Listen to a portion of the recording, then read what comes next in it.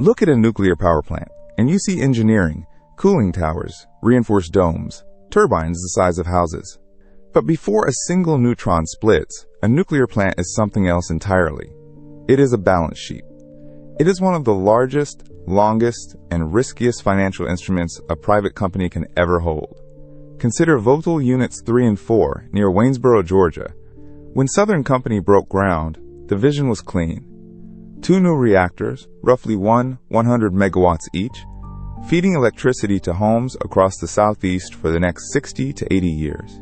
The original price tag was around $14 billion. The finished number, when Unit 4 reached commercial operation in April 2024, was north of $35 billion. 2 reactors, 15 years. More than double the estimate. That single project tells you everything about the strange economics of the atom. On one side of the ledger sits a machine capable of generating reliable power for decades, running at over 90% capacity, paying itself off long after the debt is gone. On the other side sits a hole so deep it can swallow companies whole. The tension is brutal and permanent. Every nuclear plant is a bet that stretches across generations, where the payoff arrives slowly and the punishment arrives all at once. A gas plant can be built in 2 years and mothballed if markets turn. A nuclear plant demands a decade of construction, billions in upfront capital, and an assumption that regulators, politics, and electricity prices will cooperate for half a century. Get it right, and you own a cash machine that runs while its competitors burn expensive fuel. Get it wrong, and you own the most expensive mistake in corporate history. Vogtle is not an outlier. It is the rule made visible. Around the world, the ambition of nuclear power keeps colliding with the arithmetic of cost overruns, financing charges, and time. To understand whether owning a reactor is genius or folly, you have to read the balance sheet line by line. And the first largest, most punishing line of all is written in concrete and steel, poured years before the plant produces a single watt.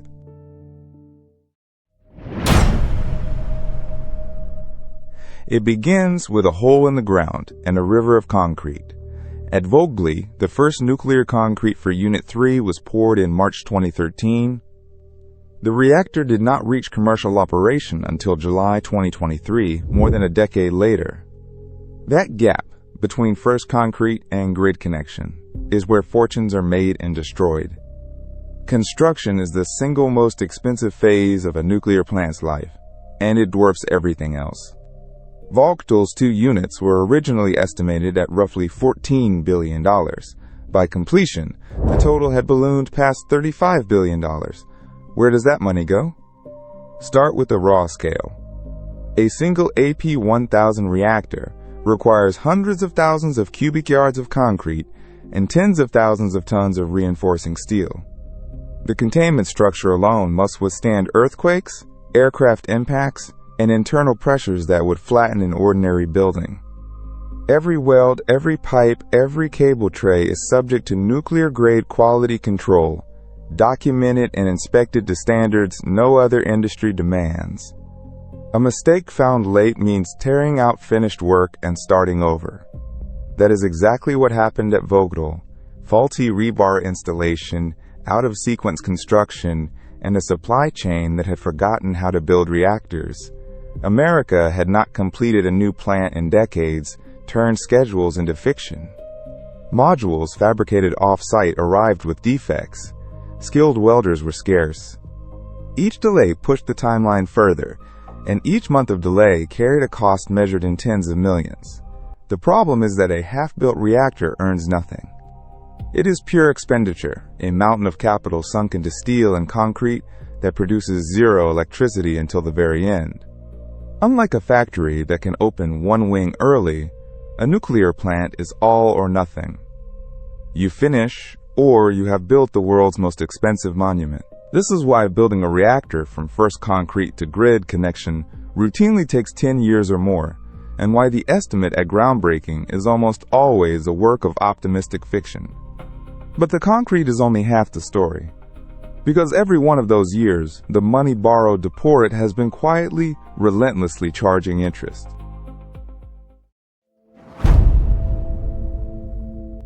Here is the cruelest arithmetic in nuclear power. The money never sleeps. To build Vogtle, Southern Company and its partners borrowed billions. And from the moment that debt is drawn, interest begins to accrue, not once a year, but continuously, compounding month after month, whether or not the plant produces a single watt. Financiers call it interest during construction, or IDC, and on a nuclear project, it can become a monster. When a plant is scheduled for 5 years and takes 10, the debt does not simply double in principal, it compounds. Interest piles onto interest, and financing charges alone can add billions to the final bill.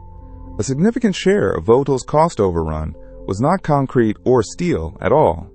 It was the price of time itself, the cost of borrowed money sitting idle inside an unfinished machine. This is what makes delay so lethal. A 2-year slip is not a 2-year inconvenience.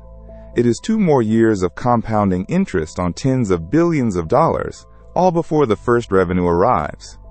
Every regulatory pause, every faulty weld, every strike or supply shortage translates directly into finance charges that grow like a tumor. And when the exposure grows large enough, it does not just wound the owner, it kills the builder.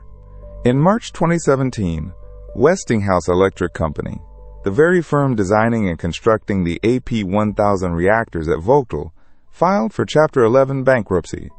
Its fixed-price contracts, meant to protect utilities, had instead loaded Westinghouse with the cost of every overrun. As Vogtle and its sister project in South Carolina spiraled, the losses became unsurvivable. The South Carolina project, VC Summer, was abandoned entirely after billions had already been spent, a reactor half-built, then left to rot.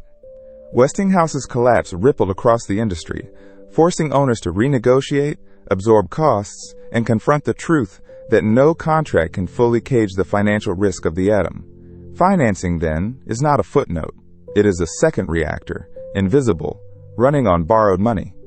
And yet, remarkably, the one thing everyone fears most, the fuel that actually powers the plant, turns out to cost far less than you'd think.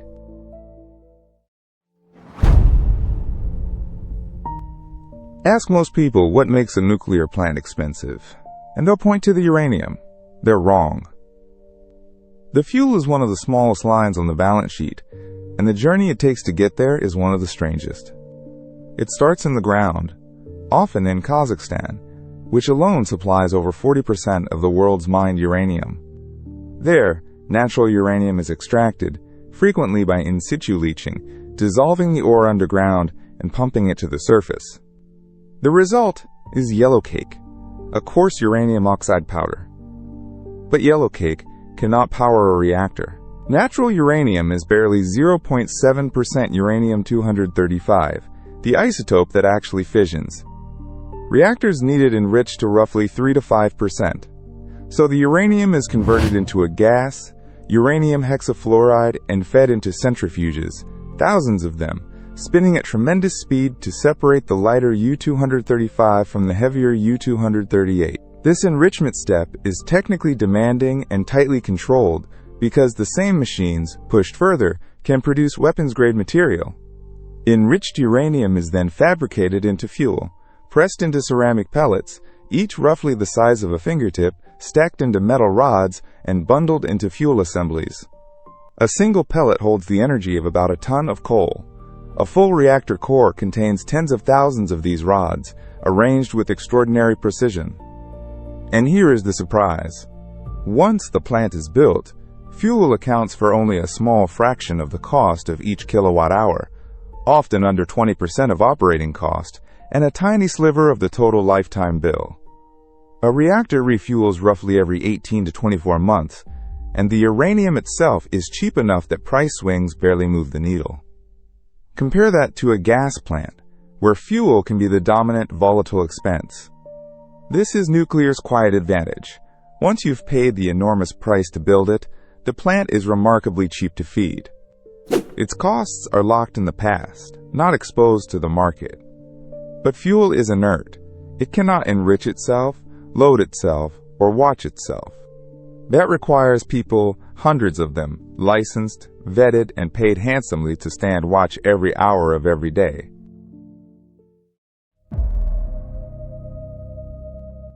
A nuclear plant does not run on uranium alone. It runs on people, and they never leave. Walk into the control room of a reactor at 3 in the morning, and it is fully staffed. At 2, on a holiday afternoon, fully staffed. The plant operates around the clock, every day of the year, and so must the workforce that guards, monitors, and maintains it. This is the human overhead, and it is a fixed cost that barely changes whether the plant runs at full power or sits idle. At the heart sits the licensed operator. These are not ordinary employees. Reactor operators and senior reactor operators must pass rigorous training and earn licenses issued by the Nuclear Regulatory Commission itself. The training takes years, includes hundreds of hours in full-scale control room simulators, and must be renewed and re-examined continuously. A licensed operator represents an enormous investment, and there are only so many of them in the country. Around those operators stands an entire ecosystem. Nuclear engineers, health physicists monitoring radiation exposure, maintenance technicians, chemists testing coolant, radiation protection staff, and instrumentation specialists. A single large plant can employ 500 to 800 permanent workers, many earning six-figure salaries. During a refueling outage, that number swells with hundreds of temporary contractors brought in to inspect, repair, and replace components under intense time pressure, because every day the reactor is offline is a day of lost revenue. What makes this different from other industries is rigidity. You cannot run a reactor with a skeleton crew to save money on a slow-demand day. Minimum staffing levels are dictated by regulation, not by the electricity market. The salaries, the training, the pensions, the constant retraining, all of it must be paid regardless of the plant's output or the price of power. It is a permanent, non-negotiable expense baked into every year of operation. And these hundreds of highly paid specialists are only part of the standing army. Because a nuclear plant is not just an industrial site, it is a potential target, a repository of dangerous material, and a fortress. Beyond the operators and engineers stands another force entirely, the people whose only job is to guard the atom.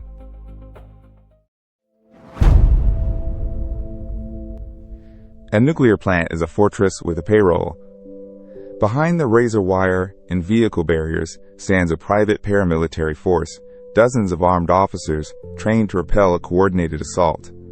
Since the attacks of September 11, 2001, the Nuclear Regulatory Commission has forced operators to defend against a hypothetical enemy called the design basis threat, and meeting that standard costs a typical plant tens of millions of dollars every year. Guards, ballistic barriers, intrusion detection, biometric access, and hardened control rooms are not optional. They are the price of holding fissile material on American soil. Above the guards sits the regulator itself. The NRC licenses every operator, inspects every weld, and can order a reactor offline with a single finding. Its resident inspectors live at the plant, walking the floor daily. Compliance is a permanent industry unto itself, and a rule change written in Rockville, Maryland can ripple into billions. After the 2011 meltdown at Fukushima Daiichi in Japan, American regulators demanded new safety upgrades, portable pumps, flood barriers, and hardened venting systems, adding hundreds of millions in retrofits across the fleet. Every day a reactor sits idle for modifications, it burns roughly $1 million in lost revenue, while still paying its fixed costs. Then there is insurance, a problem so large that private markets refuse to carry it alone. The Price-Anderson Act of 1957 solved this by pooling liability. Each licensed reactor buys the maximum available commercial coverage, about $450 million, and then joins a mutual fund where every operator is assessed up to roughly $138 million per reactor if a catastrophic accident occurs. Together, the industry stands behind a shared pool exceeding $16 billion, a self-insurance scheme unlike anything else in American business. Beyond that ceiling, Congress decides. This architecture of guns, regulators, and pooled liability turns an accident anywhere into a cost everywhere. It is the reason a single incident on the far side of the planet rewrites budgets in Georgia. Yet all these expenses, staggering as they are fixed. They do not shrink when the plant runs well. And when a reactor runs well, decade after decade, the arithmetic finally begins to reverse in the owner's favor.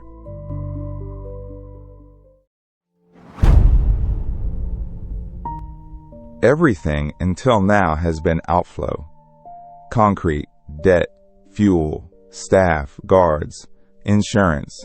But a reactor that survives its brutal birth becomes something rare in the energy business, a machine that almost never stops.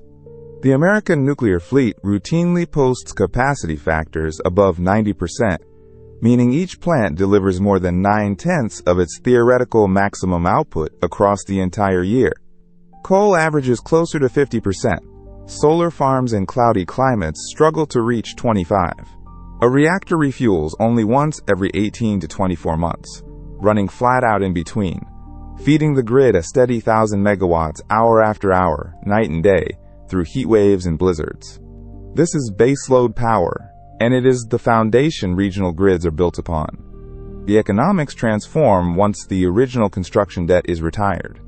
The killer cost of a nuclear plant was always the borrowed money, and once those loans are paid, the plant's marginal cost of generation collapses to just fuel and operations, a few cents per kilowatt hour. A paid-off reactor becomes a cash machine, printing electricity for pennies and selling it at market rates for decades. This is why operators fight so hard for license extensions. Reactors originally licensed for 40 years now routinely win 20-year renewals to reach 60, and the NRC has begun approving subsequent extensions to 80 years. Florida's Turkey Point and Pennsylvania's Peach Bottom were among the first to secure the path toward an 80-year life. Every additional year is nearly pure margin against equipment that was written off long ago, yet the payoff is never guaranteed. Deregulated electricity markets are volatile. When cheap natural gas flooded the grid after 2010, wholesale power prices cratered, and several fully functional reactors, including Vermont Yankee and Kewaunee in Wisconsin, closed early because they could no longer clear a profit. A cash machine only pays if the market pays. States responded with zero-emission credits, effectively subsidies to keep carbon-free reactors alive. So the long payoff is real but conditional, a reward for surviving both the physics and the market.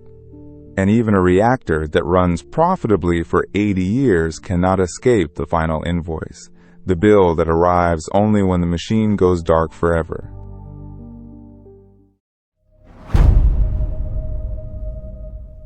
Shutdown is not the end of spending.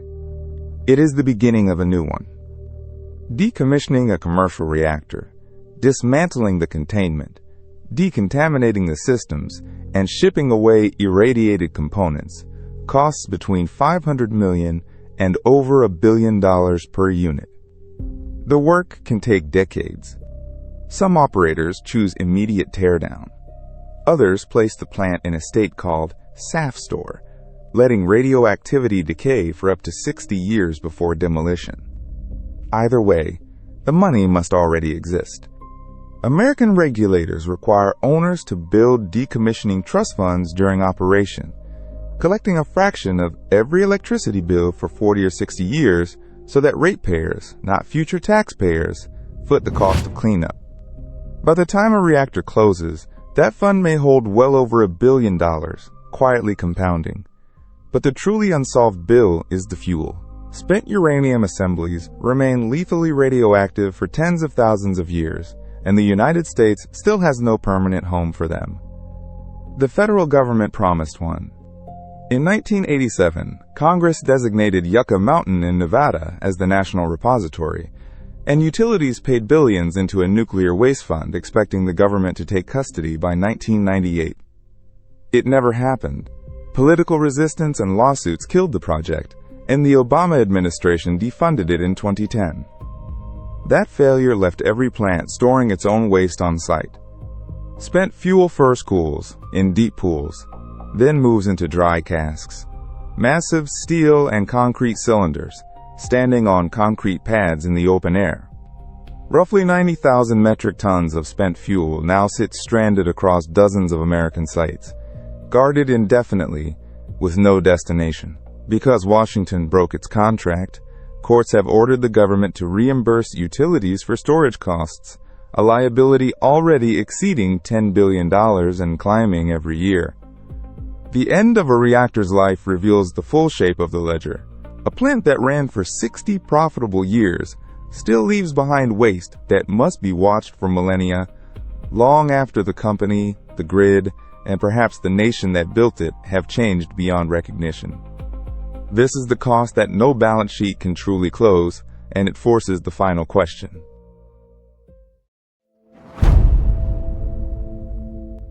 Add it all together, and the nuclear ledger stretches across a span no other business dares to underwrite. 10 years to build, 60 to 80 years to operate, decades more to dismantle, 10,000 years to guard the ash. Vogtle Units 3 and 4 captured the whole paradox. More than $35 billion spent, a builder bankrupted, schedules shattered, yet at the end, 2 reactors that could generate carbon-free electricity into the 22nd century. The question is never simply whether nuclear works. It works. The question is whether the arithmetic of forever can survive contact with the impatience of markets, elections, and technology. That impatience is intensifying. The energy transition demands vast quantities of firm, carbon-free power, and nuclear is the only proven source that delivers it around the clock at continental scale. Yet solar and wind keep getting cheaper, batteries keep improving, and natural gas remains stubbornly abundant. A reactor must bet, at the moment of first concrete, that it will still be competitive 4 decades later in a market no one can forecast. Into this uncertainty comes a new wager, the small modular reactor. Companies like NuScale and TerraPower promise factory-built units of 50 to 300 megawatts, standardized, shippable, and theoretically cheaper, because they replace one-off megaprojects with mass production. The hope is to break the curse of Vogtle by making reactors small enough to finance and repetitive enough to learn from. But the first SMR projects have already seen costs climb and orders canceled, proving the economics are still unwritten, so the final accounting resists a clean verdict.